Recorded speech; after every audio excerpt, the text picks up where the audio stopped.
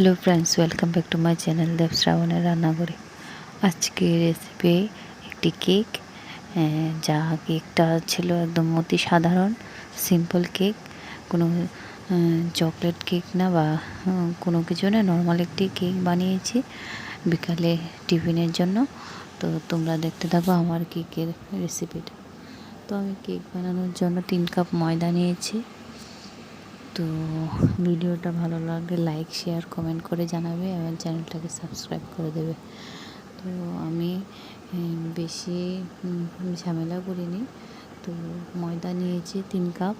তো 1 চামচ baking soda আর 1 চামচ বেকিং পাউডার দিয়েছি। জানি না তোমরা আর কী দাও। আমি অন্য ভিনিগার টিনিগার কিছু দিইনি। এই দুটো জিনিস দিয়ে আমি কেকটা বানাবো। তো তোমরা আমার ভিডিওটা দেখতে থাকো লাস্ট অবধি। তো আজকে আমি ভিডিওটা বানানোর জন্য সেই রকম কোনো প্রস্তুত ছিলাম না। তো হঠাৎ করে আমি একটা কেক বানিয়ে নিলাম। তো যাই হোক, কেকটা বানানো এইভাবে কেক বানানো হলে তোমরা প্রতিনিয়তই টিফিন খেতে পারবে, যে কোনো টাইমে টিফিন খেয়ে খাওয়া যাবে। তো দেখো, তো আমি 3 কাপ চায় কাপ 3 কাপ ময়দা নিয়েছিলাম আর এক চামচ চা চামচ দিয়ে 1 চামচ করে সোডা আর পাউডার দিয়েছি। তো 1 চামচ আর 1 কাপ দিয়েছি দুধ, আমুল দুধ লিকুইডটা, আর দিয়েছি 2 কাপ পরিমাণ মতো চিনি আর 2 চামচ পরিমাণ মতো রিফাইন তেল, আর দিয়েছি 3 চামচ পরিমাণ মতো ঘি। তো এখানে আমার সব কিছু দেওয়া সম্পূর্ণ। আমি এর মধ্যে আর কিছুই অ্যাড করব না, খুব সিম্পল। আর দুটো ডিমও দিয়েছিলাম, ঠিক আছে। তো এখানে আমার দেওয়া কমপ্লিট হয়ে গেছে। তো বন্ধুরা, আমি এটাকে ভালো করে অ্যাড করে নেব, মিশিয়ে নেব।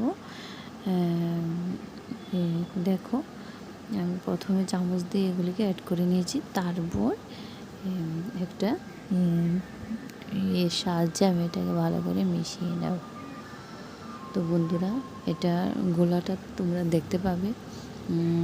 কেকের গোলাটা একদম, কেক বানানোর জন্য সবার আগে মনে রাখতে হবে যে কেকের গোলাটা খুব সুন্দর করে করতে হবে। হ্যাঁ, তো দেখো, আমি কেক গোলাটা এটার সাহায্যে আমি একদম ভালো করে মিক্স করে নিয়েছি। দেখো, খুব ভালো করেছি। ডোটা ব্যাটারটা দেখো একদম খুব সুন্দর হয়েছে, গাঢ়। দেখো গাঢ় হয়েছে। তো তোমাদের আবার কী হয়ে গেলো, তো গাঢ় হয়েছে দেখো। তো এটাকে আমি মিক্সড করে 30 মিনিট রেখে দেব। তো 30 মিনিট রেখে দিয়েছি। তো রেখে দেওয়ার পর আমি এখন একটা অ্যালুমিনিয়ামের বাটি ছিল, তো এটার মধ্যে আমি একটু ঘি দিয়ে ভালো করে টিফিন বক্সটাকে ভালো করে মেখে নিয়েছি। মেখে নেওয়ার পর তারপর হালকা হালকা একটু ময়দা দিয়ে, হাত দিয়ে দেব না, বক্সটাকে ছড়িয়ে ময়দাটাকে মিক্সড করব।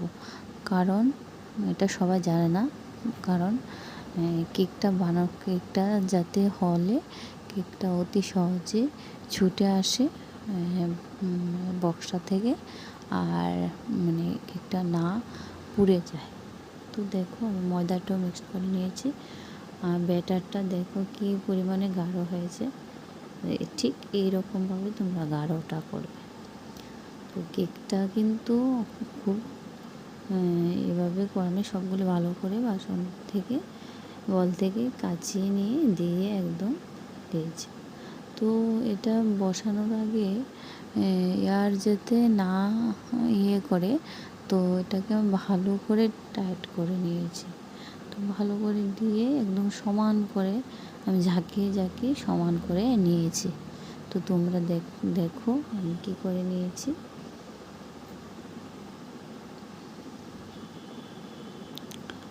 তো এটাকে আমি ভালো করে ঝাঁকিয়ে নিয়ে সুন্দর করে ঝাঁকিয়ে নিয়েছি। দেখো কীভাবে, যাতে করে বাতাসটা ফাঁকা না থেকে বাতাসটা না থাকে।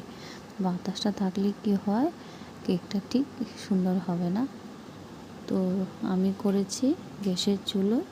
তো গ্যাসের চুলোর প্রথমে আমি একটা রুটি তাওয়ার মধ্যে বালু বিছিয়ে নিয়েছি সুন্দর করে, সমানভাবে নিয়েছি। সমানভাবে নিয়ে তারপর এটা 10 মিনিট, একদম 10 মিনিট বালিটাকে গরম করে নিয়েছি। তারপর স্টিমটাকে একদম কমিয়ে দেব, দিয়ে এটাকে বসিয়ে দিয়ে একদম কম ইয়েতে স্টিমে 45 মিনিট আমি রেখেছিলাম।